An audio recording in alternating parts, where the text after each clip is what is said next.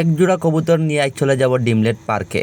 আসসালামু আলাইকুম, কিতা অবস্থা সবর? সব ভালো আছেন? আমিও ভালো আছি আলহামদুলিল্লাহ, আপনারা দোয়া ও ভালোবাসায়। তো গাড়ি বাহরিয়া আইলাম আজকে ও জায়গা, এই জায়গা তো আমরা বাইরাল জায়গা, আনারস বাগান। তো অন্তিকে জোড়া কবুতর ফাঁকি লইয়া আমি যাইতাম আজকে ডিমল্যান্ড পার্ক। তো তারা লইয়া রোয়ানা আইলাম, তারা লইয়া ডিমল্যান্ড পার্ক আইয়া তারা হইলা রবতে তুমি বউ আর আমরা যাইগি ভিতরে। বললামতে যাও আল্লাহর হাওলা, আমি বইয়া আমার গাড়ি ফোর দেই, কারণ আমার গাড়ি থইয়া গেলে কি যদি চুরি উড়ে নেগি তোমরা চুরি নিলে উগি।